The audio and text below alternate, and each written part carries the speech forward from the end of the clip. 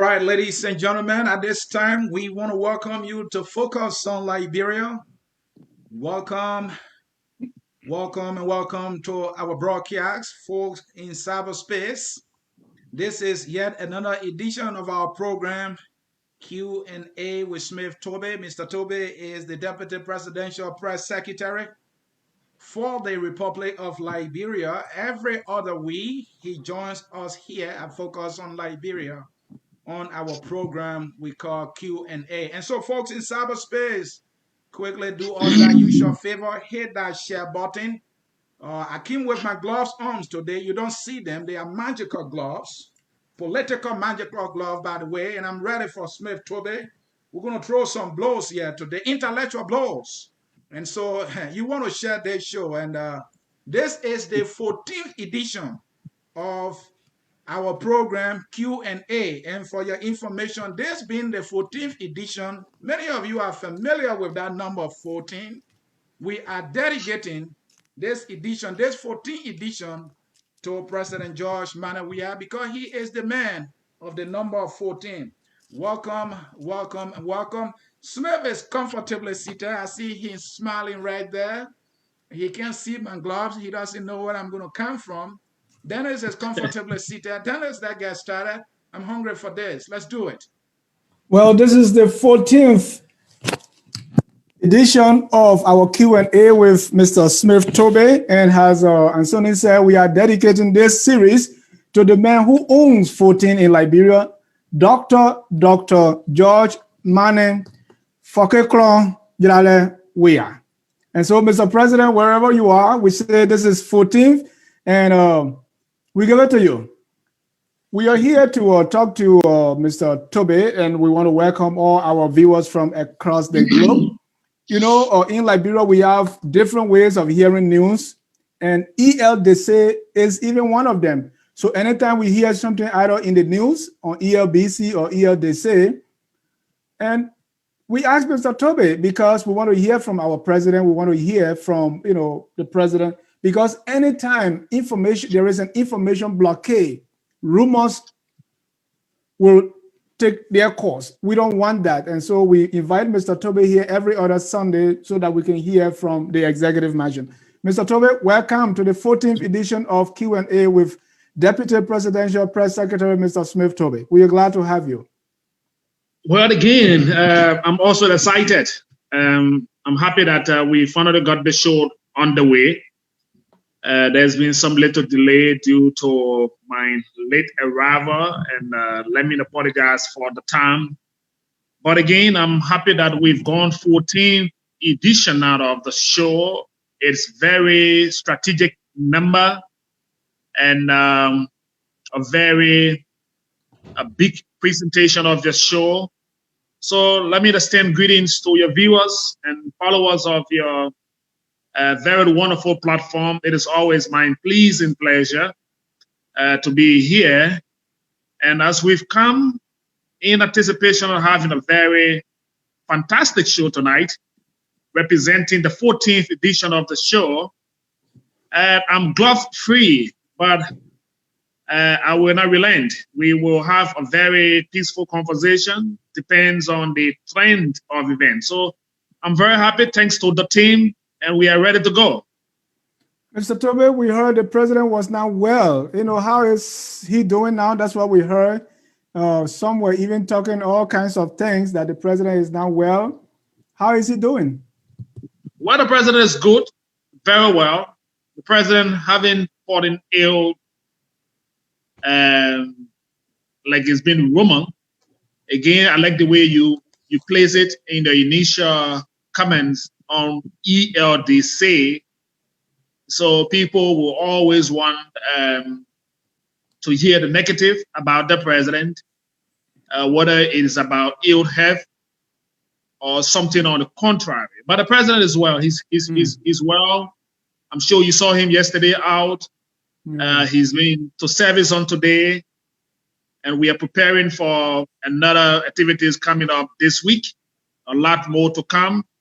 So to God be the glory. The president is very well. All right. Is he? Do you, to the best of your knowledge, do you know if he's doing his annual physical, up to date with his checkup and everything to make sure that the president is in excellent health? Well, yes, I'm aware. I see the president every day, every morning. I follow his regular gymnastic section before working hours. I follow his conversation with his team of doctors. So I see him physically. I see him go through all of his fitness tests and practices every time. So he's good. He's good. He's fit. You see his methodology. You see his physical structure. His body language tells you that he's well in all capacity. Right. If I can jump in, Dennis, and to you, Smith, we, like Dennis said, EL said, reaching us is telling a complete different story other than what you're telling us. Talking about the president physical morphology, people see that he's not looking well physically. And let's talk about the president's diet in terms of his pleasure. We are hearing that the president consumes a lot of alcohol, and I know for a fact that that can pose a risk to anyone's health. How true is that information? When we come to a platform like this, I'm prepared to talk on those very serious national issue. Mm-hmm. With ELDC and president consuming alcohol, perception again in our society is a very serious issue, and I'm hoping that we can keep your platform very civilized and not to bring those gossip mills in our environment, that would not maybe get the show the way we think we want it to go. You got your right to be concerned about what the president eats, how the president have. But again, if those issues are just what people are rumor mongering, then I'm sure we'll keep it in the gossip mill as it is. But he is the president. He's well, like I said, and he's good. And for people to think on what he does socially or physically or with his diet, the president eats a lot, and that is why he's healthy. So we have a president who is very focused, and it is not for us to be talking about what people think the president drinks. Those conversations are off the door conversation. I'm not sure it's a very polite conversation to be having on what the president is doing about what people think he's drinking. Thank you. And Mr. Toby, it's just that we are concerned, and that is the beauty of this program, that you can be given the opportunity as the spokesman for the president to tell us, our audience and the Liberian people, that, hey, these are the things that, or these things that you are hearing in your communities are not true. And I mean, it raises the concern about his health. If our president is ill, then it's a problem as a nation, because he is the one we rely on for the affairs of the state. And that's why I thought to ask that question. But you see the president on the social media. Mm-hmm. The president was just out in a political gathering on yesterday. Right. The president was just addressing the Korean Peace Forum on 2 days ago. Mm-hmm. The president is holding meetings with dignitaries coming into the country. Mm-hmm. The president is doing his normal duties. For those who are thinking and wondering and carrying those information, it is their duty to do just that. So when we come here and tell you that the president is well, it is not to go back and forth on what people say and what people haven't said. You've brought us here to give you the clarity. So I've told you that the president is well. And that's a simple answer. Thank you, Mr. Toby, for the assurance that the president is doing well. He's up to date on his annual physical, whatever shot he needs to take, and that's assuring. Thank you.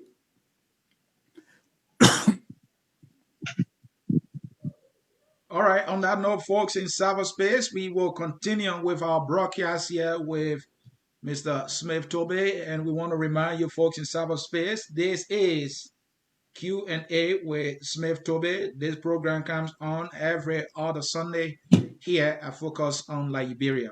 Mr. Toby, let me bring your attention to some things that have been unfolding, and let's talk about the death of Mambutu Iempan. Let's talk about Mangue having a construction company called QCC. And let's talk about threats from Mangue and Fagon.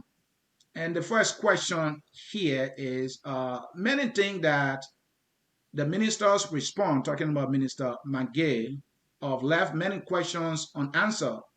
Does it concern the president that public suspicion concerning the many deaths may linger as a result of such response that came from his Minister of Presidential Affairs? Well, I'm sure we had a back and forth on some of the issues you want us to talk about tonight. Mm-hmm. Again, when it's about the presidency, I will speak my heart, and I will speak to it like I know it. And when it comes to other individual in the governance of the country, you are aware that I'm not the spokesman for the Mangue's family. Mm-hmm. But again, because he worked in the government, and there are being claims and counterclaims relating to the death of the Honorable Minister of Public Works. You've heard his name in several allegations that he was part of the meeting, following the meeting before the minister fed up, and a lot more of different side of the story. I'm sure you haven't had the opportunity to hear Minister McGill speak to those issues until the day you heard him speak to the press to clear some of the rumor. Again, I call it rumor because our society is so gullible and people are very fast in drawing conclusion. You know, the Minister of State is a family man. Besides this government, he still got a space in our country after this administration. So if there are issues surrounding his name, he has all right to speak to those issues. And that is why the press conference took place even at his residence. He invited the media to speak to some of the allegations and clearing his name into the allegation of those who have accused him of being a part of his involvement into the death of the Minister of Public Works. And I think the reason why it was necessary that he went about doing that was that besides him being an official of government, he got his kids, he got family, he got his relationship with other Liberians who also believe in his ability. So when there are things that I concern his character, he had a right to speak to the issue. So he spoke to the media, giving his picture of what he knew about the meeting and his interaction with the foreign Minister of Public Works. So it was his side that was very important for us to know. And he brought to light his side of his interaction, which was something that the public wanted to hear because keeping silent meant a lot. And he thought to speak to the issue. So he addressed the press on the issue. Yes, the president followed. And the president did listen. And it was wonderful that the minister who is the Minister of State had the opportunity to speak and speak to those issues that are out there in the public. Mm. So thank you, Mr. Tobit. I'm glad because I watched the briefing, as you call it, or I would say press conference. You were there. You more like conducted it, and listening to the honorable minister from start to end, and the issue about the food coming from Paris was mentioned as a follow by the minister. And does the president believe the minister was telling the truth? So why wouldn't the president believe what the minister said when the president did not go to the meeting? So the minister was giving his account of what happened before his eyes. The president did not go to the meeting. The president was never a part of the meeting. So if there was a conversation and there was lunch that came from a local restaurant that came for everyone to share, that the public did not know where the food even came from, and the minister has broken the ice to tell the public that the food came from a restaurant called Paris Restaurant. For me, that was the first time I even heard the name Paris Restaurant. Yeah. So even though I live here, but I heard it the day the minister talked about it, and I said, oh, wow, there's a restaurant called Paris. So he told the public where the food came from. So he did that. He did not purchase the food, according to him. The food was brought in. It was purchased by the Ministry of Public Works because they hosted the meeting, and they were serving lunch to their guests, and the minister was part of the guests. So he said that's where they told them where the food came from. So the issue on Mabutu's death, I'm not sure his medical report have said anything about food or what have you. But again, the perception out there is what the minister was speaking to. So the minister was speaking. He was speaking to the perception in the public. Yeah, and you see, that's why the last time we had a show, I pressed you on the medical report. Had the medical report been in the open, nobody will, or anybody who will have decided to say anything other than the medical report, then that means they are trying to, read into it too much. But the medical report, for some reason, is not in the open, even though this man died as a public official. He was on government payroll, government finance, his medical care all along. But let's leave that. I want us to come to this issue of McGill and Fagon threatening General Chester Smith, who reported this story and quoted McGill as saying that, oh yeah, the food came from Paris. But for some reason, McGill and Fagon felt that Chester Smith did not report the story properly. And so Chester Smith, alarmed that they were after him and they threatened him. And I read the news, I listened to Fagon. He talked about his job at Enfield. When the president see his lieutenants conducting themselves in this manner, is that something he's like, these guys shouldn't be going this far? Look, some of our colleague media friends, they want to gain relevance at the expense of others. Mr. Smith did not attend the press briefing. I conducted a press briefing. And I'm sure he followed like you did.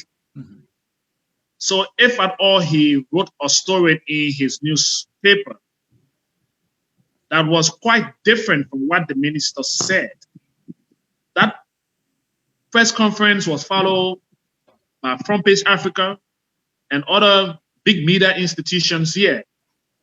How many of the media institutions reported what Chester wrote? So if Chester, for example, did not quote the minister very well and misquoted what the minister said, the minister did not threaten. I'm not sure Minister Mangill have gone after Chester. And so I'm not sure even Minister Fagon. So every time there's a situation and there's a question asked on people's credibility, they use the issue to be like people are after them. No one is after Chester. Chester wrote information that he felt he was doing justice to the story. But you read all of the other articles. Was Chester the only journalist that attended that press conference? You saw a lot of other journalists there. Did they all write the story like Chester wrote, being precise to the point, like he attached the minister to the story? You read several different articles that came out the following day. But again, every time somebody flip flap in their repertorial duty, and you want to inquire, then because you're a public official, they think that you're going after them. So the minister is not going after Chester. Nobody's running after Chester's job. He's working. He's comfortably seated. He's doing his piece of job. But again, we all need to be professional. Because if I'm holding a press conference and I'm misquoted in the press conference just by a single media institution out of 50, then you should read the motive. Chester did not attend the press conference, but all the other papers and individuals who attended that press conference did not report the story. So what are we sensing here? So the minister have not threatened. They haven't gone after him. He's working. No one is looking for him anyway. So let him not use the name of the minister and to malign his character and think that somebody is going to go after him. This going after people is the new slogan around here. Nobody's chasing anyone here because they're doing their job. Okay, we'll see whether no one is after anybody. Let me progress. And this report, Mr. CA, come in. Yeah. I want to follow up on that because Mr. Smith and I grew up during the Doe era, and English, like reporters are seeking relevance by doing this. These are familiar, English that government officials will use on the press. I think the independent newspaper has been reporting for a while now, so I don't think that it's about seeking relevance. But in that same alarm being raised by Mr. Smith, he said Mr. Eugene Fagon, the Minister Fagon, brought up his employment with Enfield, which is implying that, hey, you are working for the government, so why are you critical on the government? Or why will you bring up stories that are going to undermine the government? Is it any policy in government that when you are working for the government, you shouldn't report anything that the government wouldn't like? Look, when I was in mainstream media, I followed most of the writing from the Independent newspaper. I'm sure if Chester is following your podcast, he would admit to that. We've had conversation on several national issues. So that I know what the Independent newspaper does in terms of its reportage. I'm not judging the credibility. So if Mr. Chester Smith is working at Enfield and he's also running an independent newspaper that have written not just that story, they've written several other critical stories here about this administration. Nobody goes after Chester and his Independent newspaper. So if Minister Fagon has raised issues about his job, that he's working at Enfield, I'm not sure the minister was trying to surmise here that because you are working for government and so you don't have the right to. Then what was the point of mentioning that? So I cannot speak for why Minister Fagon raised the issue. So it was Minister Fagon, according to you now, that raised the issue on his job. Mm-hmm. At what point did Minister Fagon speak about his job? I did not attend a press conference with Fagon saying that. But if Chester raised the issue, then he need to find out. But he's working. Chester is working. He's at Enfield. He's just a stone throw from Painesville. Right. So no one is running after him. And I'm thinking that we should not make news of this kind of a situation. If we have an issue, we can talk about it and find a solution to it. Yeah. And definitely we're going to raise the issue and let so that you can provide us with the kind of clarity that the Liberian people need. And so far you are doing well. Let's go to another report of same Minister McGill owning a construction company by the name of QCC. What is QCC? Yeah, you are with the president. Has the president heard something like this? And being the boss of Mr. McGill, is this something that he will address with the minister? Well, when I saw your questions to me today, I was equally thinking about what is QCC. QCC so I don't know is what quality construction company. There was a report that that company is owned by. Report from where? Oh, the reports are from the local papers in Monrovia that Mr.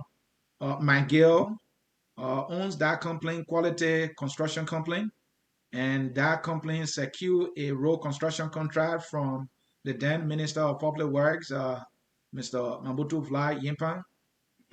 So we want to know, is the president aware of his Minister of Presidential Affairs having a construction company that is securing contracts from the government? Because in my opinion, this constitute conflict of interest. That's why we thought to bring it to your attention. Well, I think like you already said, that would be conflict of interest.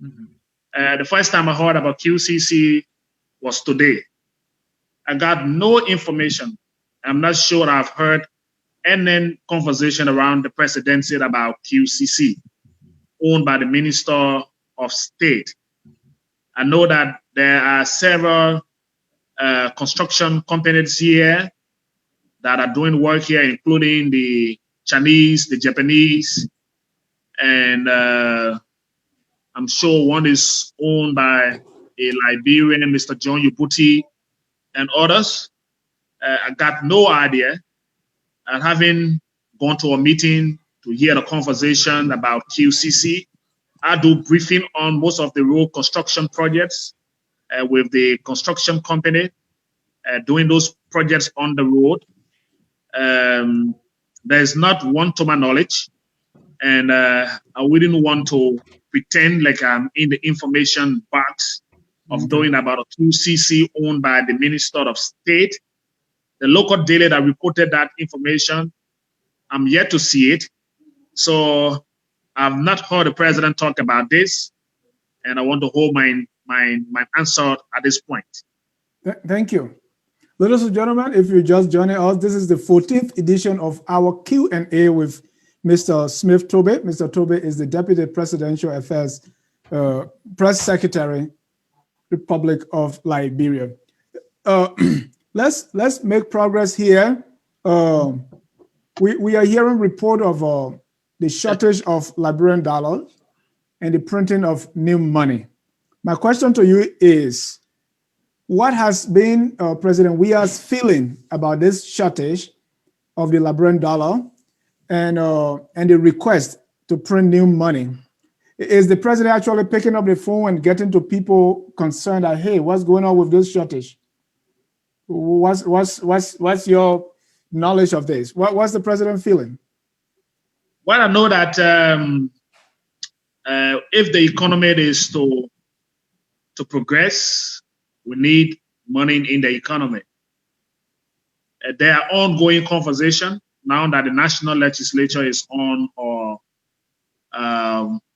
break, the annual break or the agriculture break, you may call it. This issue of the money, the Central Bank of Liberia has spoken about it. They've raised some issue relating to the amount of money in circulation. There's been this ongoing conversation around how much the central bank requested to be printed and how much the national legislature approved and they intend. So there's been a lot of back and forth conversation with the technocrats on the issue, something, of course, the president is aware of. And those conversations are taking place at high level. But on the surface of it, it is not that the Liberian dollar banknotes are off the market. You know, there was a scenario with confidence in the banking sector, especially during the Christmas season. Last December, most of those who put their monies into the bank had serious difficulties in getting those monies out of the banking sector.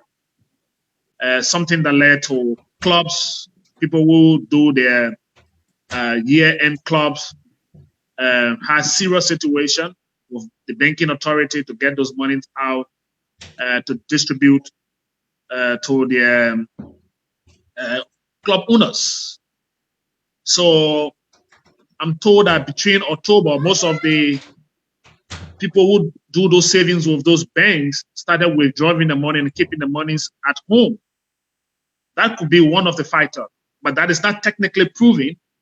But again, those are conversations that are ongoing. The central bank is looking at those remedy. They are working with the commercial banks, and they are holding discussion at all levels to address the issue. But some Liberians are actually keeping the Liberian dollars at home currently because they need to live up to the commitment to their clients in the month of December in terms of their various distribution with the SUSU. Because last year they had a very, very difficult time in getting money out of the bank. That is one of the problems.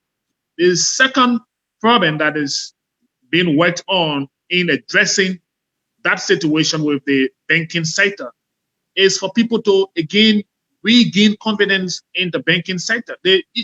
The alleged 16 billion conversation put a lot of fear in Liberians trusting the banking sector. The reform in the banking sector have worked at a certain level to allow people, regain that confidence into the banking sector. So that is why all of those reforms around the banking sector has been taking place. And I'm sure they are making some progress.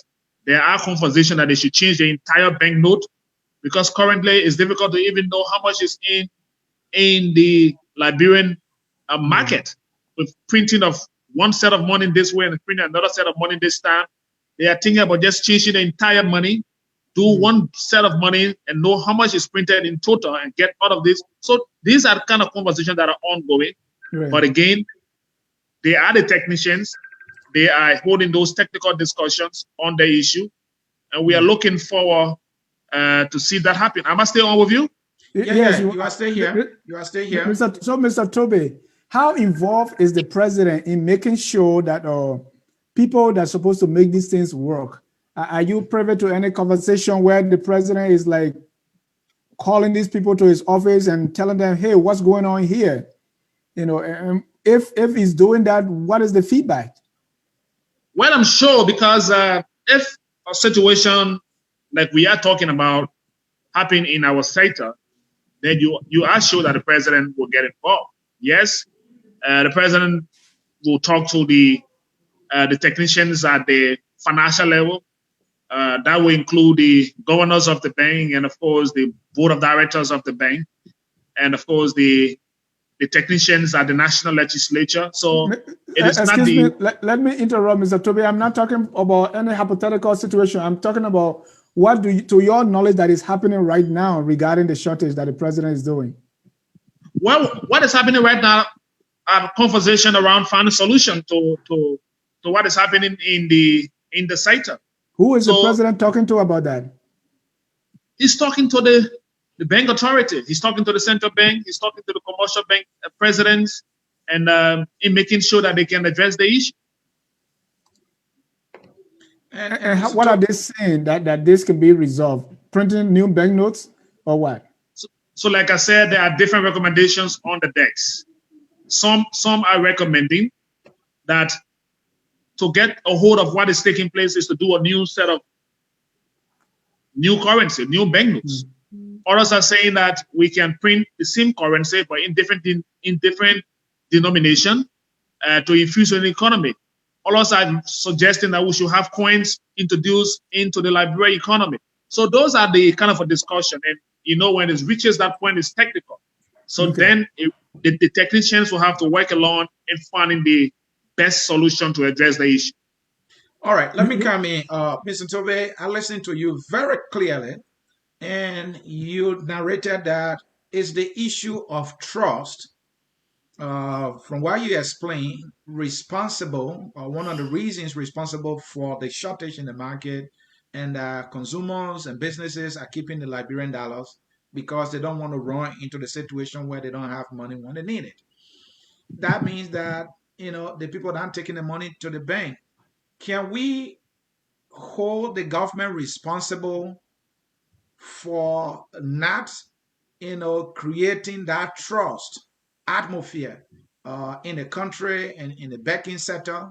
Who you think is responsible? I think the government is responsible, because the government did a poor job of managing the economy, especially the financial market. No, I wouldn't want you to think that they did a poor job in managing the financial market. Like I said, the conversation around the missing billions, or 16 billion, did a lot to our economy. And to put an icing on the cake, it even affected it a lot more when people started keeping the monies home, because it was becoming difficult to know how you get the money out of the system. And every time you goes to one bank, there was a scenario that was annoying. Again, it was a confidence issue. So all of those issues affected the discussion, even though people who made up the story of the 16 billion and the way they communicated the information also put fear in the population. So people rather started keeping the monies home instead of taking it to the bank. But the current reform that the government has put in place have brought some stability to the banking sector. But again, people are afraid, especially during this festive season, to not run into what they encountered in the last festive season. Thank you. So you find out that people are rather safe keeping the monies at home so that they can avoid a repeat of what happened. Because of that. And Toby, I have to come here, Dennis. So the government, in her wisdom, after having this crisis issue and covenant issue, from the 16 billion and then the 25 million to mark up because there was excess liquidity, the government claimed nothing went wrong there. They did everything right, it claimed, even though I don't believe that. I can never believe that. Then the government printed $4 billion and brought the $4 billion in the country. The government told us that it has been infusing the $4 billion in the market. And yet we still have a shortage. So how can we believe that the printing of a new banknote altogether going to solve this problem when the problem is the government inability to manage the financial market effectively? That is wrong. That is a wrong perception. The first thing, the government needed more than $4 billion. They needed more than $4 billion to correct the situation. The national legislature could only approve of $4 billion. That $4 million did not come as a solution to solving the entire problem. What the government recommended was not approved by the national legislature. They approved $4 million because they thought the $4 million could solve the problem. Now they printed the $4 billion. The problem is yet to be solved. So now what is the proposal now, Smith? Do you know? So that's what I said to you. There are several different conversations around how to solve the problem. Okay. Because again, it is a technical issue. Mm-hmm. So those who are responsible are holding all of the discussion. I've heard the lawmakers recommend. Some lawmakers are even recommending that would change the entire legacy note. Others are saying they should do a proper calculation to remedy the situation. So until the technocrats can do all of the economy, do all of the math, and find the solution, printing $1 billion today, printing $2 billion today would not solve the problem. So those who are responsible are the technicians. That is why they are holding this. They are holding this conversation to find a solution to the problem. Right. Talking about money, Mr. Toby, there is an alleged LRA memo talking about 25 million and LD 2.3 billion. Right? I think you heard of that alleged memo from the LRA. Is the president know about this memo, and is he kind of setting up an investigation or a group to kind of find out what's going on? I like the way everything is the president setting up. I'm sure, like you follow. He's in charge, man. Toby, you know that. The buck stops with the president. He's in charge. And this is the 14th edition. No, I understand. I understand. That is why we are proceeding the way we are proceeding. You heard the head of the LRA, Mr. Thomas Dodai, in an elaborate press conference, I think a day after that memo. And with the authority vested in that institution. The head of the institution came to the public to provide the contradiction into the memo. I'm sure if you follow the conversation with Mr. Thomas Dodan, the head of the LRA, this question will not come about investigation.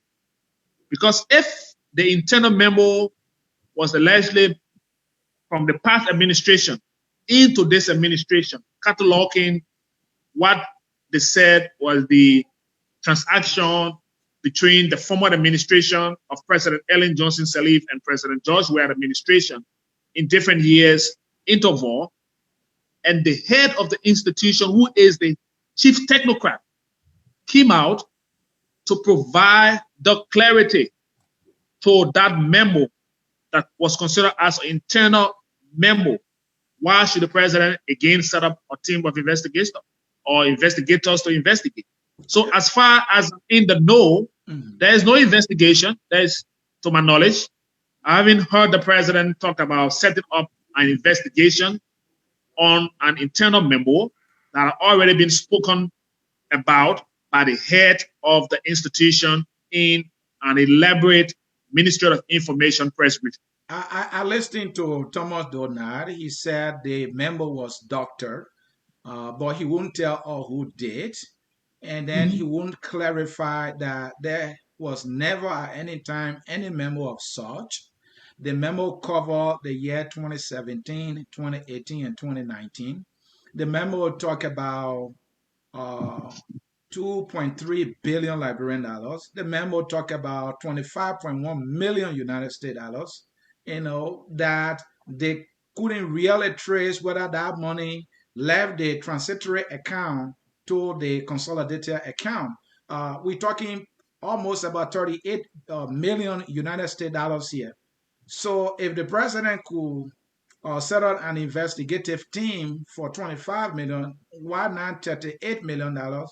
When the memo established that they can't tell whether the money transportation or follow the proper channel. Why not? Okay, so until that happens, is yet to happen. So if the chief technocrat said the report was dotted, and he could not tell you who did that, and there are ongoing workings around the LRA, the president haven't said anything about it, and I wouldn't want to tell you that he had a meeting about it. All right. Ladies and gentlemen, if you are just joining us, this is our Q&A session with Mr. Smith Toby. By the way, this is the 14th edition, so we call it 14 Q&A with Smith Toby. Mr. Toby, yesterday there was a big rally at the SKD, right? I'm not sure if you were there, but I saw it live, and we saw the president was part of it. In the midst of this global pandemic, why is the president part of a gathering that's going to put the lives of Liberians at risk? It's COVID, man. I think we are having some connection problem here. Mr. Toby fell off again, folks in cyberspace. Following us here at Focus on Liberia. You are watching our program Q&A with Deputy Presidential Press Secretary Smith Toby. We just lost him. As always, there's connection issue, the distance, and also the quality of internet in Liberia sometimes drops. And so he's not with us at this point. Certainly he will come in, and here he is. He's back. Dennis was asking you a question earlier. Then we lost you about the event that was held, the Blue Day, they call it Operation Blue Day. And the president was in attendance, perfectly dressed up in his blue. We have a national pandemic. The president declared a national emergency, I believe. So there he was with thousands of his supporters not taking precaution. I didn't see people wearing their masks. I didn't see anybody wearing masks.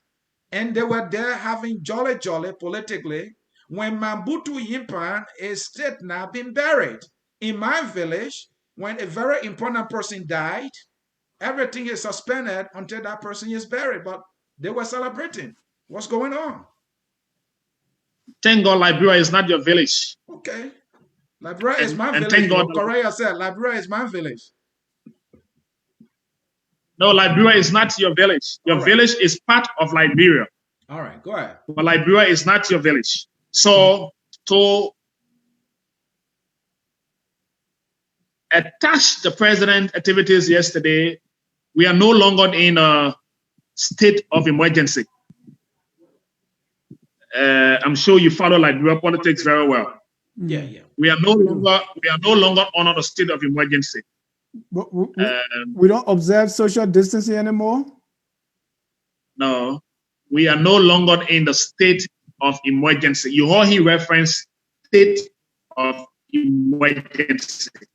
Okay. So we are not in a state of emergency. So people no regard for social are going distancing? About their normal businesses. We are even in a curfew. We are not even in a curfew. We are being advised by the health authority about health protocol. So at a political event, a lot of different things happen. Those who assembled on yesterday were politically charged and they come out in the party solidarity. Even in the midst, there was some wearing masks and others wearing masks. But again, that was a story for the day on yesterday. So we are not in a state of emergency. The country is not shut down. The country is not locked down because we are no longer in a state of emergency. Mr. Toby, you are stressing the state of emergency. COVID pandemic is real, and we saw the people at SKD. There was no social distancing. We saw the crowd. If people wore masks, I don't think they were even up to 100%. Oh, ready? Why is this total disregard to the risk of the pandemic by the ruling party and the president being a part of that? The president was leading that effort. Total disregard to social distancing, putting his citizens at risk. You've seen a lot of different political assembly in the last month leading to campaign. Certainly. You've seen the CPP. You see the CPP call for protests. You see them assemble thousands of Liberians out there without nose masks or face masks in total disregard. That is true. You see Liberia political actors out and about campaigning in communities. So if I'm not sure you talked about it like the way you want to talk about what the president did on yesterday. Again, our Liberian, the president is following suit. Our Liberianness, our Liberian mentality. So is the president following suit, or the president should be setting the standards here? You saw the president with a mask yesterday. The president hasn't gone out in any gallery without wearing a mask. And more his supporters without observing social distancing. So that was the occasion. The president was not sitting in the midst of his supporters. He's gone to a political gathering. He had few hours or some minutes there to do what he did. And that was the occasion for the day on yesterday. Thank you. Mr. Toby, you are very close to the president. What will a victory for T5 mean to the president? Well, it means a lot. The president comes from a political institution that have won election and lost election. This election for Moserado County that Mr. Dillon won, and the political party of the CDC wants to reclaim, they are using this period as a dress rehearsal for 2023. That is why you see they are taking this election very serious. Yeah.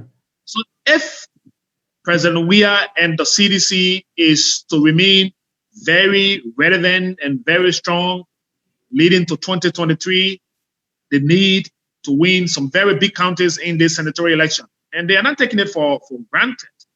So it is important to the president, because if his political party that he is a standard bearer of can again win a senatorial seat in Moserado County that they lost to a little known Abraham DeLong, because their partisan, because their partisan, if you don't know what little known is, then find the definition. So if their partisan, you can wear your glove and you're hiding them.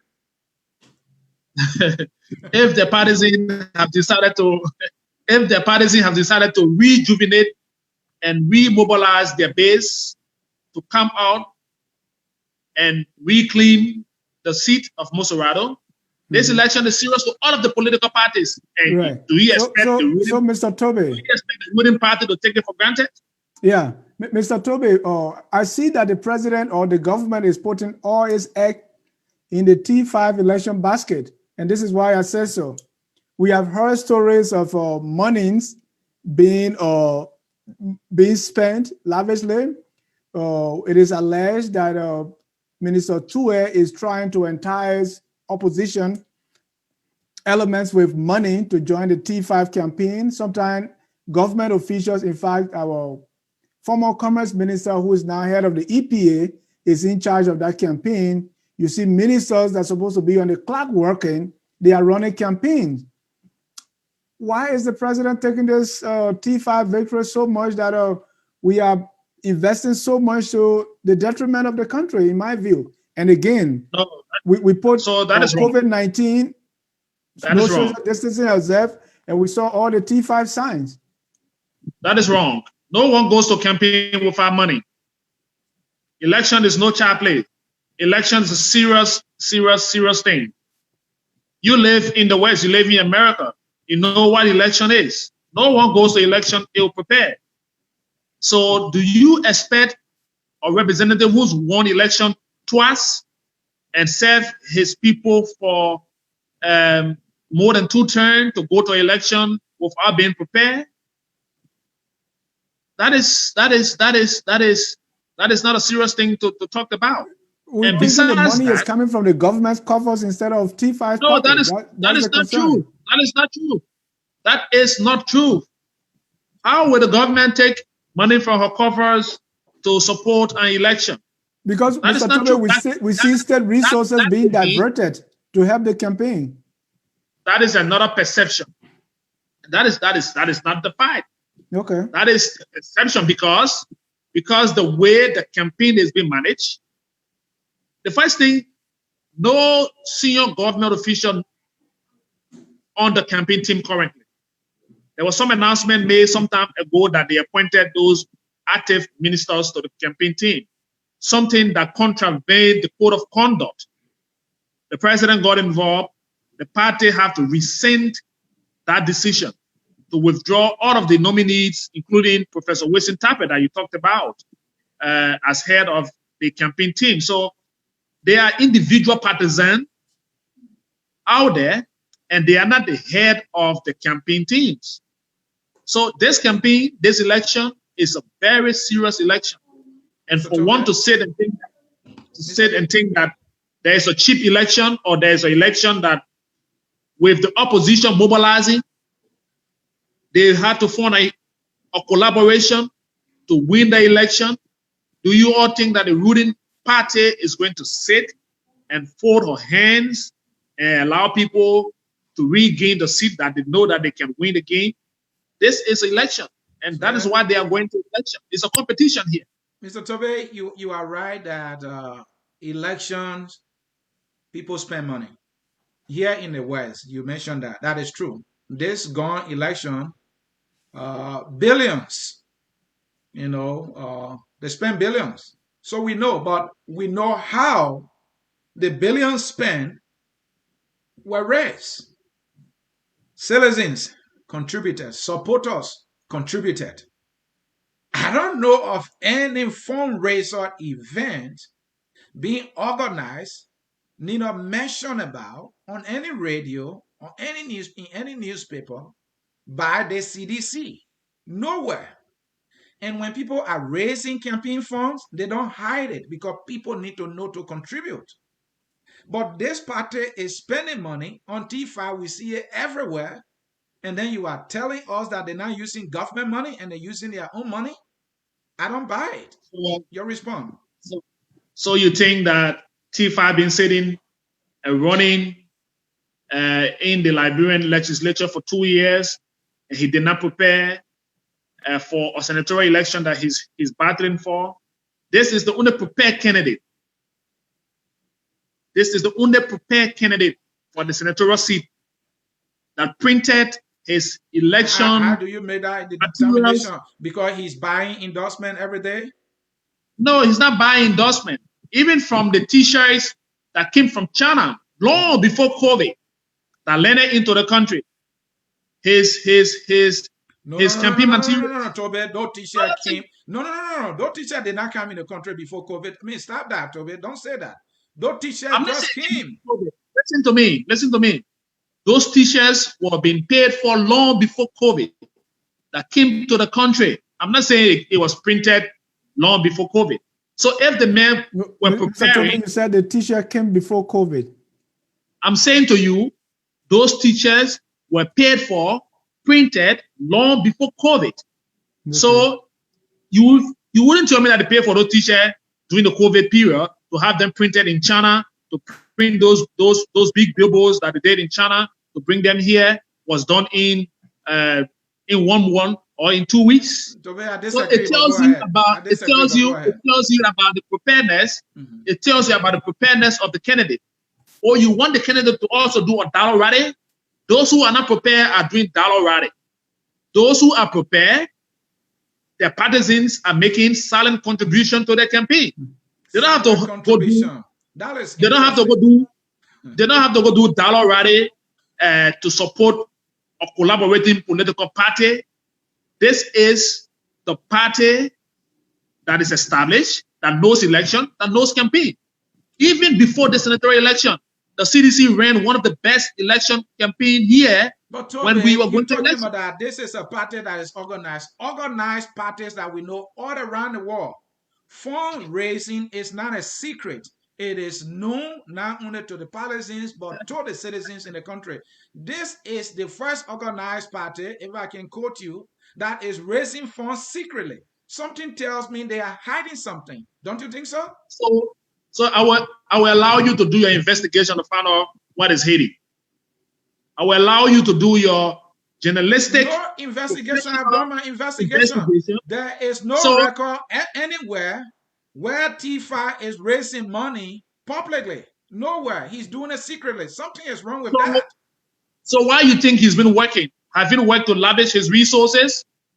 Do you know how he spent his money? Or do you know how much he's prepared for this day? He's been working. Remember, he worked in the national legislature long before this administration. Right. You remember that? We hope to see a result. So he's been working. Mm-hmm. He's been working. He's been managing his resources very well. He's planning to be a part of a process, and this is his investment. Whatever he's doing right now is being buttressed by party hierarchy. It's not coming from the government like Liberia covers. Right. Do we have a report, or is there anything transparent that we can read about how money is coming in the campaign and going out? So that would be good to find out from the campaign team. I'm not on the campaign team. I'm not the spokesman for the campaign. I'm speaking to this issue because it is, you need to even ask the National Elections Commission. They got regulation how people even spend money in election. So if you are concerned about how the money to T5 election is being disbursed or being spent, check the National Elections Commission or maybe try to find their campaign spokesman or the campaign team. Toby is right about that. We got to ask the T5 team, and I reach out to them. I just hope that they will send a representative here, Focus on Liberia, to answer these questions. Folks in cyberspace, this is Focus on Liberia, our program, Q&A with Smith Toby. He came with his gloves. He had it in a package so you will not see them. but I got my gloves right here, and let's do it. Then I think we should make progress. Right. Let's come to the president's recent remarks. So here is the thing, right? Fear has engulfed the country. Liberians got so fearful as a result of the mysterious deaths of 4 auditors in the US government. And so people have been trying to see whether their safety can be guaranteed by their government. In no time, the president came up to say, hey, you can buy CC cameras. So my question is, was the president serious about this, or was he just killing? Look, let me ask you, and do you know that even the great United States that you live in, with all of the FBI, the CIA, and the national security, people stay new CCTV cameras? Yes, even in their Is homes, that is it true. Yeah. in their homes? Yeah. Does that mean that you are all vulnerable to the United States, that you don't have security? No, Mr. Toby, that's not what we're asking. Was the president serious? No. I'm asking this question because was the president serious, or was he killing? the president was serious. Okay. And this is the way the president presented. No, is the president trying Hello? to abdicate his responsibility for the defending the people to buying their own CCTV cameras?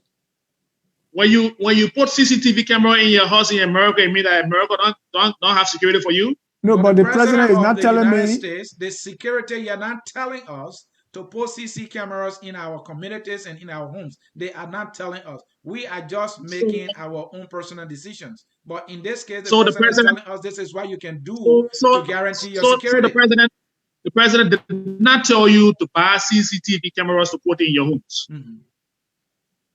This is what the president said. Okay. And you have to give me some time to tell you the scenario. Yeah, but be quick. We got a lot to cover. The president has gone to sign the book of condolence for the late Bati Niswa. Mm-hmm. In the hall where the president was sitting, there were CCTV cameras all in the hall.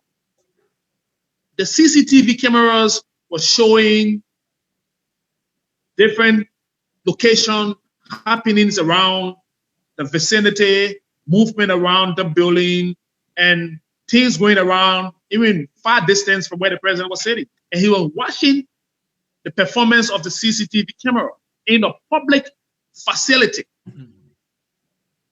After the signing of the book of condolence, the president walked downstairs. He got engaged by the media. They asked him about his concern about the death of the auditors and other Liberians. And he said, we as a country, I'm impressed that I'm sitting in a hall and seeing images from outside of where I'm sitting in a public building. And if we as a country can encourage people who are aware of to put these facilities in their homes, it will also help us when situation happens to investigate. Mm-hmm. The president did not already say, I'm no longer in charge of security and our security is not guaranteed. You'll go buy CCTV camera. So that is not what the president said. So, Mr. Toby, the president was alluding to his impression of what he was seeing from where he was sitting, and he was encouraging people who are aware of, who can afford it. So, if, for example, if Mr. Bati Niswa had CCTV cameras in his home, I'm told he did, but they weren't on. The investigators will not be having the headache of finding facts that led to all of the speculation surrounding his death. So if those things made to help investigation around the world, and we are in public places, there's nothing wrong. Even for places we go with our activities, that's what the president even cautioned. That we should be careful into places that we move. But now everyone has taken it to say the president said about CCTV camera, which of course that is not what he instructed. Yeah, Mr. Toby, let me bring your attention to this.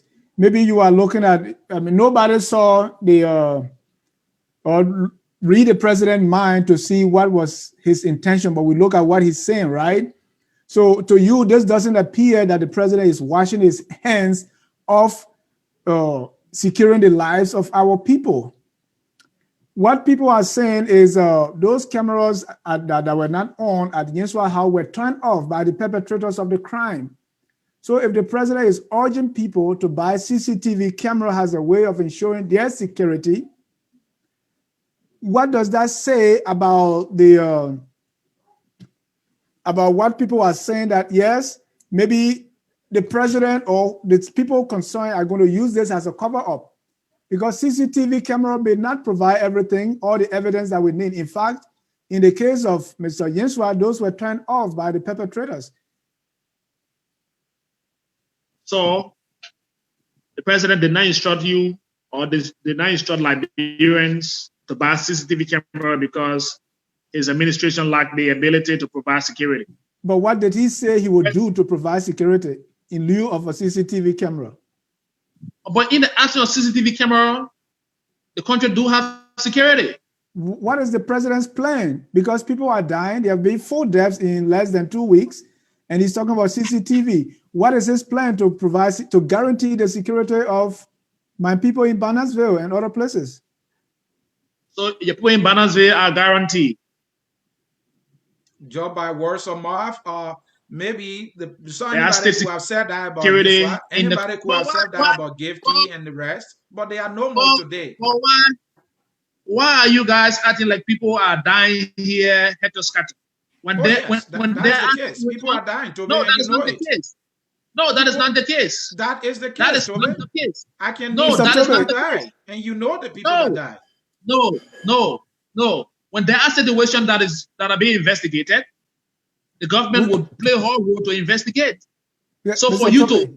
for you to sit and say because has come out of all these investigations that we've had. Today we're talking about 3 boys missing, to the knowledge of the government that Saint Mose was the one who had dispatched those boys. Saint Mose is still a free man, and those boys are still missing. I mean, the man business is not even closed down here. Right. All right. So there are multiple deaths that you know about. So is the security apparatus actually doing its work when they can't, even with what you call armed robbery cases, the police can't even investigate to bring it to a closure? Nothing. And Mr. Toby, what is too much? How many people must die? What's the magic number that would mean too much to you? Right. Look, sometimes you guys are very disappointing. And at this point, my disappointment is the way you equally see things. This is and the 14th edition, my man. This is the 14th edition. It is not about being 14, but we should be realistic here. We can't be talking 14 edition and be and not be rational in just asking the questions. Because you've been in the role before, and we just ask questions. You've been in this role before. I understand it. I did not just ask questions because I wanted to ask questions. I was asking questions that was based on the issues that we are discussing or we were discussing. So to draw the conclusion before making or putting forth your question, it means that you already got a mindset. Because for you to believe that the government is doing nothing, and the government is doing tell us why you think the truth is, and that's why you're doing. Go ahead. The truth of the matter here, but it's sometimes difficult to even convince you, because if you got a mind set up, no matter what I say here, you're almost like the people who are viewing the show. So if I tell you that the government is investigating, that you are aware, we haven't gotten the report of the investigation, but you want me to give you a report that is stay in working section. Sometimes investigation goes for years to find a culprit. Some sophisticated countries around the world are still investigating mysterious deaths. What's about us that stay struggling with technology and trying to meet up with some of those technical investigations? So if the government is playing her part, the investigation on those auditors, their autopsy report were done in the presence of an American that was included on that team. Where's that Have they submitted a report? Not yet. Is the report being worked on? Yes. Why is it taking so long? Mr. Toby, we're talking about the CCTV. That is the technical aspect of those who have done the job. Until the report is presented to you, it's too long. You follow investigation that have lasted for more than months. Until those investigators make the report, it is not wise for anyone to draw the conclusion to say this is what have happened. Everything as someone have said will be the makeup, their perception about it. The investigation will point out to the facts, to the allegation, to the claim and counterclaim. But to sit and say the government is doing nothing, that is not being fair to the government. Mr. Toby, we're asking about the CCTV camera, but let's make progress here. Ladies and gentlemen, if you are just joining us, this is Q&A with Deputy Presidential Affairs Secretary, Mr. Smith Toby. Mr. Toby, there's also a report of a leaked recording where the Deputy Managing Director at LBS said that the president is in an extramarital affair with his wife, and that's why he fled to Sierra Leone, because his life was not safe. I'm sure you got that report as well. You know, sometimes these kind of conversation are difficult to hold because everyone wants to gain some level of relevance, credence, using the needs of the president. So for you to even bring about that issue on your platform, I will decline for speaking to it because we haven't talked about it. It makes no sense to us around the president. And it is not for me to even talk about it here. So I'm going to leave it like that. All right, Mr. Smith Toby, then let me come in. The president was impressed about the CCTV cameras that he saw at that public event he attended. Is the president willing to allow these CC cameras and other cameras to be at the various ministries and agencies? Because in Liberia, corruption is a serious problem. Hoping that those will help too in trying to minimize corruption. And the second one to that is, if these CC cameras that we're talking about are made available, if citizens should procure them, and even including government at public places, with videos from those cameras be used by security, and will those be considered valid evidence in any code of law that the government can make a judgment on? Two questions there for you. Well, I think those who are using it in the West and other parts of the world, they are using it on purpose. Right. And those who invented it also did it for the purpose of helping find out situation. The president did not instruct the people at IAA to put in the CCTV camera. So public building should also take that for their own responsibility. It should not be the president's instruction that public buildings should carry CCTV cameras. Those administrators of those various public buildings, I see it in supermarkets. I see it in the bank. Is in different public buildings around the country. Right. And I'm sure that it's been used for several different reasons. So until there's a situation and it helps with the investigation, you never know the importance of it. So I know the banks, public buildings are carrying those cameras that they installed, even unknown to their own staffers. So that should not be a presidential instruction. I think the president was just moved by what he saw, and he think that he can encourage people to also add that if they are capacitated to their own security. Is that something that you think government is willing to subsidize for the poor? No, not for homes. The government may want to do it maybe at very strategic public places. But I'm not sure the government is going to think about doing that for people respective homes. So, let's get some updates here, Mr. Smith. Anytime we have the opportunity of talking to you, we want some updates of things that we spoke about before. So what you want? We want to get an update on the stimulus package. Let's start with that. I know we wouldn't because my people in Lagoon, they're waiting for this. My people in Nikrutan have been waiting for the rest. You know, you are beyond the time zone, so you need to check on the WFP website. They express the right distribution is ongoing as we speak. So call Grand Jida right now. Call Grand Crew. Call counties in the southeast. Tons of supply has hit the southeast. Wow, this is breaking news that the government is distributing the stimulus rice. This is breaking news, Toby. The challenges WFP expressed was due to the bad road linking the county to the southeast. So they released a statement, was that last week, on the resumption of the stimulus package. And they've listed the towns and villages in the southeast. They are using, I think, Zweju and Maryland as a distribution point. And they've been moving with trucks into the southeast with those promised stimulus package. So people in the southeast are by now benefiting from what the government promised. Please look in that list and see whether you find Dodwakan. That's my hometown, if the rice is there. But let's go to check it up. Okay, yeah, please check it up. Let's go to the SGBV roadmap. Any update?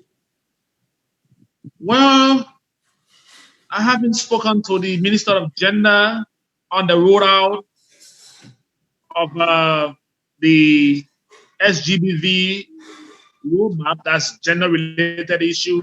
And I want to speak with the authority once I speak to the Minister of Gender about it. But to be frank, I haven't gotten any recent update on that rollout. And tell that Minister of Gender focus on Liberia, email her, inviting her here to answer some questions. She chose not to respond to that email. Let's talk about any update on the coastal highway. You were just talking about the challenges the government has been facing with roads for which it's yet to complete the distribution of the stimulus rice to our people. So what is the update on this coastal highway? The president earned a code name by road medicine, but we are hearing that motorbikes are being used in the southeast for transportation. Is he still medicine? That's been an age-old problem that the president is trying to address, and they are being addressed gradually. Early December, the president is going to break ground for the commencement of the pavement of the road between Ganta to Zweju. The first phase of that road is going to link Ganta to Seklepie. The second phase, which is a World Bank project, will link Seklepie to Tapeta, Tapeta to Zweju, because there is another road that is coming from Hapo to Fishtown that is already being paved. And so the connection to the southeast have started. The road between Grand Bassa, Varsano, and linking to Grand Coup, where the coastal corridor is also located, a project that the president is upbeat about. And I'm told that they've secured some funding to commence that project as well. So what I can speak to with the authority is that early December, the commencement of the road between Ganta to Seklepie, Seklepie to Zweju will commence. That is. Are these part of the coastal highway, or they just different? So the counties along the coast are considered coastal highway counties. Okay. So So it is not that they're going to put the road along the coast of the Atlantic Ocean, but the counties along the coastal counties. The counties considered to be coastal counties, and that is why we call them the coastal highway. So when those resources and funding are available, like it is now for the Ganta to Zweju to Harper, and then moving on to Grand Crude and then Sano, those counties will definitely get connected. Now we are in the dry season. There's a lot of different rural intervention taking place, and it's going to be the part of what the government wants to achieve. Any update of the president construction? As part of the We Are project, president was building some houses. Where are we? Yeah, so on December the 2nd or 3rd, sometime between there, 16 villages in Nima will benefit from the 100 housing unit. You know that they done housing unit in Grand Kida already, in Grand Cru. So the project is now coming to Bon and Nima. So they've identified 16 villages in Nima that will benefit from that project. That project should start somewhere around the 5th of December. And another 16 villages in Bon County will also benefit from 100 housing unit. They are distributing the 100 housing unit among the 16 villages along the road. So it is visible. They are not in the interior of the country. They're putting those units along the road so they can be visible as people drive past them. So they identify those villages, and the construction work will also start in early December. So that's part of the President Housing Project. The one in Nuku Town and Popo Beach, the phase 2 of that project is nearing completion. And it is a good news because those who are beneficiaries are happy that they see that come online as the president promised. Mr. Smith, we are opening our phone lines now for our viewers to interact with you quickly. But before our first caller come on, does you follow the election here in the United States? President Trump is he has refused to concede. And does President Weah have a message for President Trump? For refusing to concede? Well, I think the president did a short message in a BBC interview sometime last week. It was played on the Focus on Africa program. He's already commended the Americans for holding fast to their democracy. He sent a word of congratulations to President-elect Joe Biden. And so we are watching the American democracy. The president have already congratulated President-elect and Vice President-elect.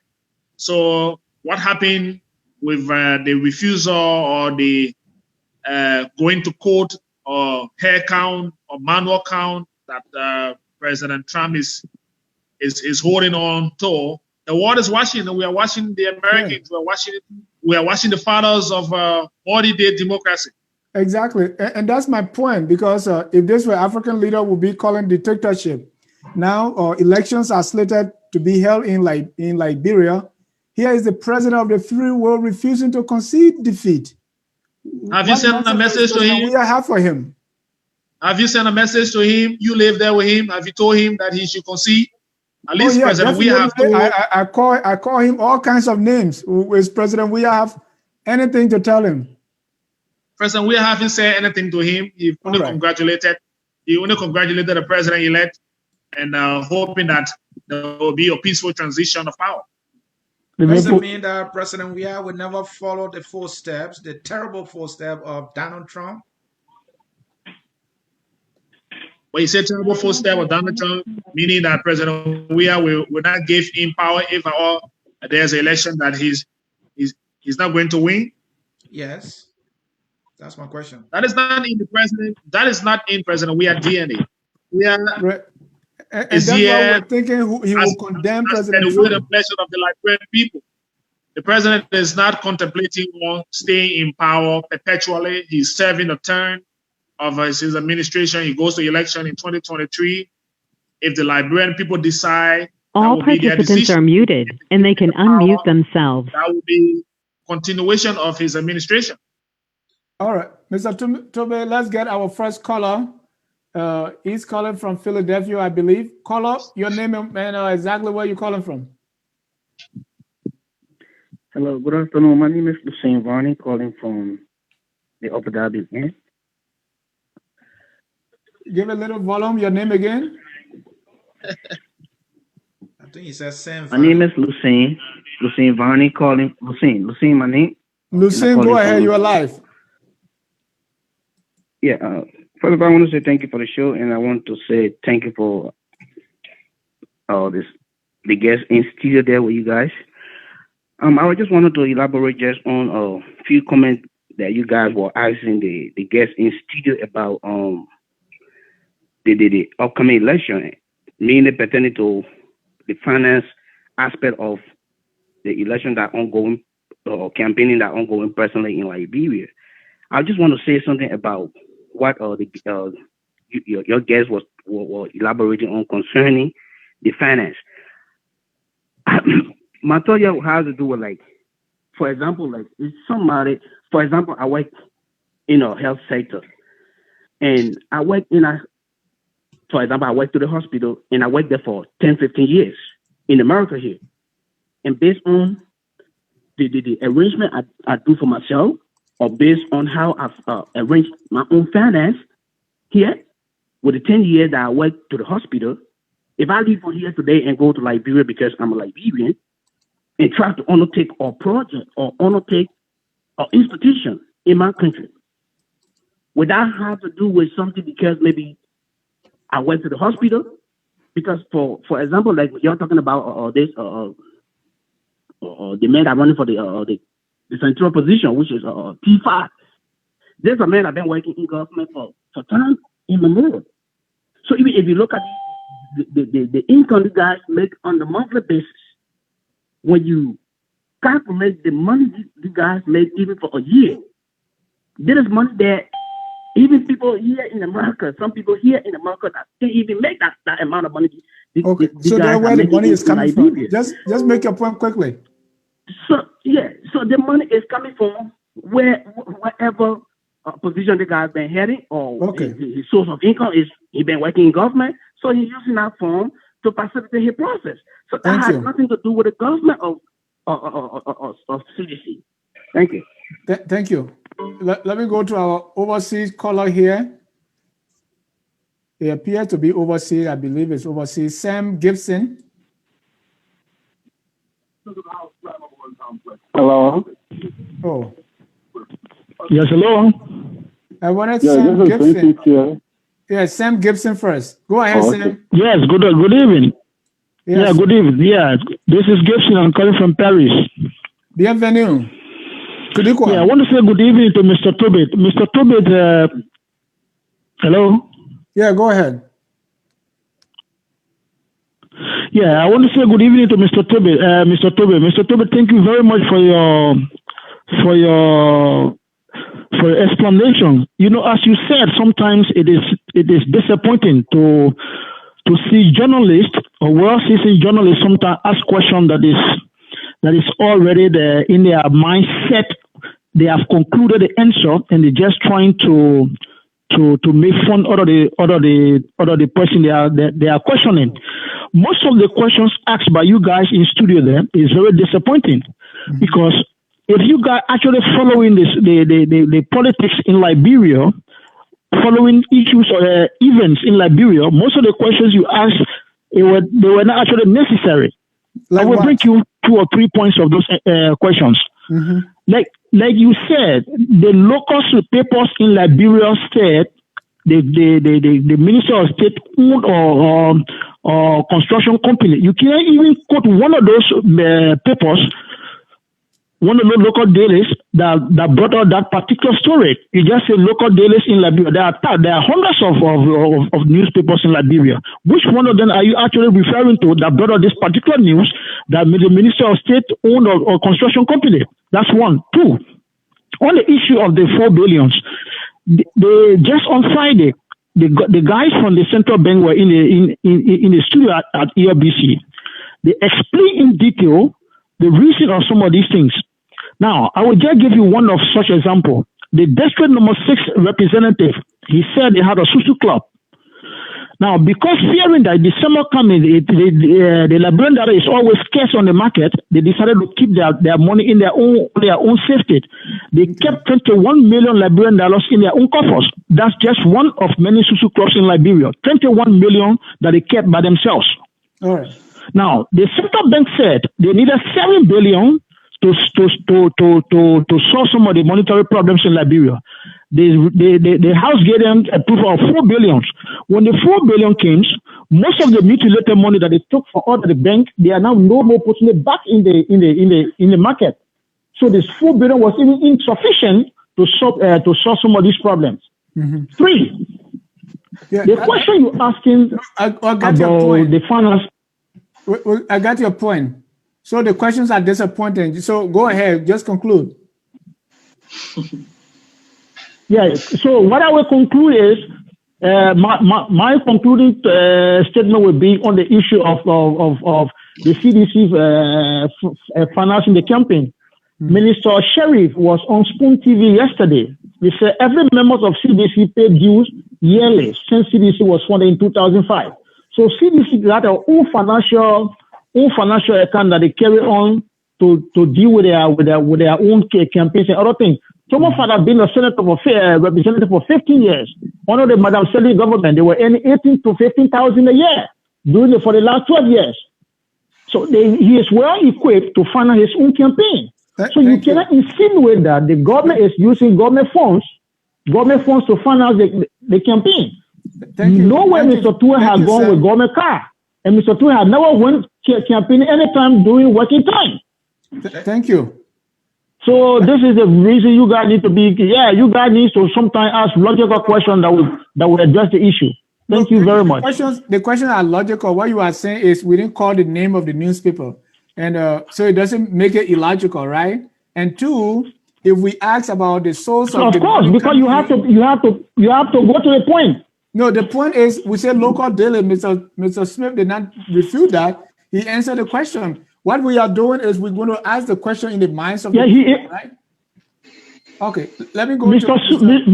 Smith being or somebody from the journalistic background, he already know the where this is the reason why he answered the question the way he answered it. But if I was the one that was going to complain to him most of that particular local dailies. We're fine with that. Let me take the next caller, Mr. Gibson. Vincent. You know, I asked you guys before whether you guys are Let me go to Vincent. Yeah, hello? Yeah, Vincent, go ahead. You're live. Hello? Go ahead, Vincent. Vincent. You know, first of all, let me say thank you very much for the show. Although everybody may be different from everybody's view, will be on opposite side for Liberia come first. And one thing that I do know about Liberia is, what are you? Different person, or from different countries, different places. The only thing that everybody fighting for to see Liberia be better. Yeah. But if we be looking at the truth and looking at the truth to be opposite to what you believe in, it's bad. Before I even say anything, I want to adjust my own brother say being opposition or being against a regime is not good for you. You can be against a person or not even for a person, but when something happens in line with what you think that can be better for the country, come on and say the truth. But the first thing you keep listening, I listen to the show all the time to say, I will never believe, I will never, even God can say it. This country, Liberia, that everybody fighting for, it's not because of one person. When this regime is in power, whether it's not in power, it's something happy. Tell the truth. Why 4% in the government die? You think the president in power will look at it and say, yes, that happened? Some people look at it and be like, the president in power, it's not happening in the country. So now, what people understand, like, because, and I'm feeling bad because those are for the other regime, they are for the opposition, they know because the leader is for corporate. So that corporate we are living, and what they believe in. When you say this, when you say that, is that. Government not looking at that. Okay. Government is for the people. So everything I do, you do about protocols. You got 3 branches in the government. So all the 2 branches have to be concerned. Thank not you. only one person. Because the person says this, a person this, So when you say CCTV, so everyone will get CCTV. You must come out. And how it go. So let's tell Liberia for everybody, not only one person. That's true. I agree. Really, everybody follow the show and let the show, whether you're opposition or non-opposition, but let it follow it because all our come from the same place and we believe in the same idea that Liberia will be better. So thank you so much. Mr. Smith, continue your good job. Don't mind them. Someone else they want to be in your position. They want to do that. The only thing they want to see for you to go down is to get that power. So continue your job. Thank you so much. Thank you. And we promise you, our listener will always ask the questions. And we don't have to ask the question that those who are supporting the government or against the government want, but we'll do our best. Moses, you are live. Yes, hello. Good afternoon. 2 quick points. One has to do with the question from the journalist in studio, your colleague, talking about campaign funding. And as Toby pointed out, the NEC has a rule on campaign funding. So to assume that the standard for transparency is to show that you are raising funds before anybody can believe that you are not spending government money, I think it's a rather poor analysis on the part of your colleague in studio. And I don't know whether he meant to just poke fun out of Smith, Toby, but I think he did us a disservice, those of us who are listening. Okay, it shouldn't happen again, honestly. He could have done a research on NEC. NEC has elaborate processes on how to fund campaigns. And I see that in Liberia, most of the people are violating those rules. And journalists are not doing their very best to find out whether people are adhering to campaign standards. I mean, Darius Dillon's standard should not be the grain standard for everybody. And I think that was very bad. On the last point, I think the president, when it comes to security, is failing. And the president has made several irresponsible comments. For example, when the lady and the gentleman were killed, which I believe they were killed, I don't know who killed them, but I believe they were killed. He went to the church and said, even if that boyfriend or girlfriend business really have happened, I think that was very irresponsible. What I expected the president to do was to authorize his security couples to get straight into full swing and investigate the situation rather than making such irresponsible comments. And I think President Weah needs to know that this is not the usual Adeble kind of thing. He's a president of the republic. His statements ought to be very seasoned. Otherwise, Toby, you've done a very good job. Don't let any of the journalists in studio to poke fun out of you. I think you've answered the question correctly. And your colleague in studio out there, I think he needs to season out his questions in future. Thank you very much. Thank you, Moses. Mr. Smith, you have it there. Some say, we're trying to make fun of you. Some say the questions are disappointing. And others take the president's remarks were irresponsible. And even Mr. Toby said, our questions are very disappointing today. And we told him this is the 14th edition, so we will play 14. I didn't know that he can play 14. So let me say thanks to the callers. I think I listened patiently, and it's good that others are following the show, and everyone entitled to the view on the show. The way we respond to some people. Some people think that we are arrogant in our response to the questions. Others think you guys are already set with the question and you got your mind made up. But again, that's the beauty of the conversation we are holding here. We come here on the backdrop of providing information. So we are prepared for answering the question. That is why we've come to share our information with you. It's a tough platform as always. We anticipate that every time we come here, it's not going to be rosy. It is not for us to have a ride. But again, it's good that we got followers. We got people who believe in the administration. All we're talking here is to make Liberia better. Mm-hmm.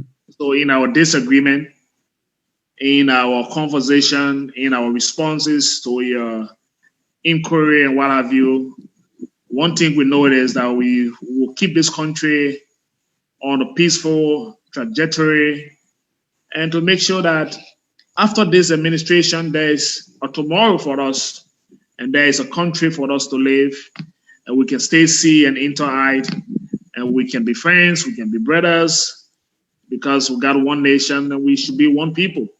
Politically, we may be at different angle, but professionally, we got Liberia to hold, and this is our common denominator. So I just want to say thanks to the both of you.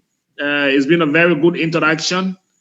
The next 2 weeks, as of this weekend, Mr. Mabutu Nyimpan funeral is on Saturday. The president signed the book of condolence on tomorrow.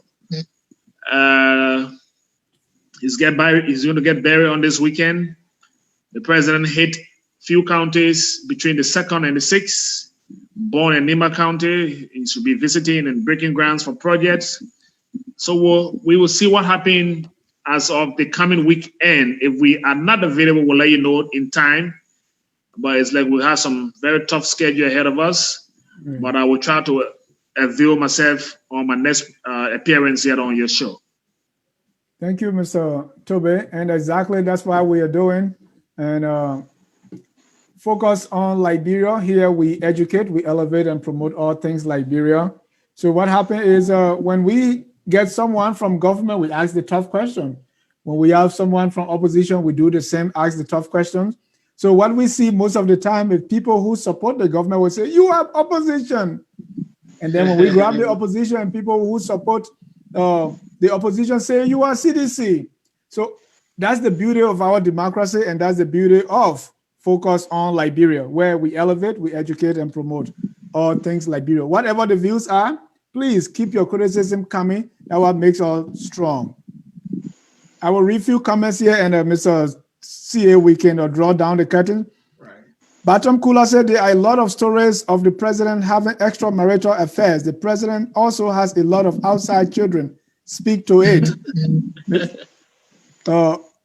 Dave just said you are making an assumption that because Fala works for 15 years, so he has money. Do you have his bank statement? Comfort Henry said, like father, like Saul, President Weah should follow Trump's style. Al Blamo said, Liberian people don't like the truth. If you tell them lie, they will believe you. James Zodua, these people only care to talk about the bad news. If the news is not bad, they don't care to talk about it. They meaning focus on Liberia. Sam Wallow, this caller is part of the reason voters in third world countries elect the wrong politicians who end up destroying their countries.